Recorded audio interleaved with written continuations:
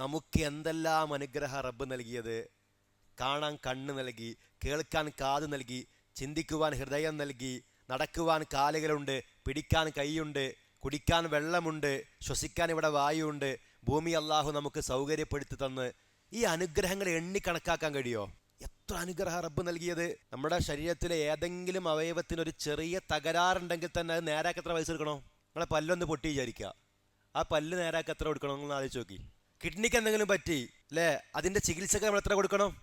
അല്ലെ, ഹാർട്ടിനൊരു തകരാറുണ്ട്, ഒരു സർജറി നടത്തണമെങ്കിൽ എത്ര കൊടുക്കണം? അള്ളാഹു നൽകിയ അനുഗ്രഹങ്ങളിൽ വല്ല രോഗമോ മറ്റോ ബാധിക്കുമ്പോൾ അതൊന്നും ചികിത്സിക്കാൻ പോലും നമുക്ക് പൈസ തയ്യില്ല. ഒരു ഓക്സിജൻ നമുക്ക് വെച്ചാൽ അതിന് നമ്മൾ എത്ര കൊടുക്കണം? ഈ അവയവങ്ങളുടെയൊക്കെ വില എത്ര നമുക്ക് കണക്കാക്കാൻ കഴിയുമോ? നമ്മുടെ കണ്ണ് എത്ര വലിയ അനുഗ്രഹമാണ്. കണ്ണ് മാത്രമല്ല, കണ്ണിന് കാഴ്ചശക്തി റബ്ബി നൽകി. ചെവിയുള്ളതിന് മാത്രം കേൾക്കാൻ കഴിയില്ല, കേൾവി ശക്തി എന്ന അനുഗ്രഹമുണ്ട്, അതല്ല നൽകി. നാവുള്ളത് കൊണ്ട് മാത്രം സംസാരിക്കാൻ കഴിയില്ല.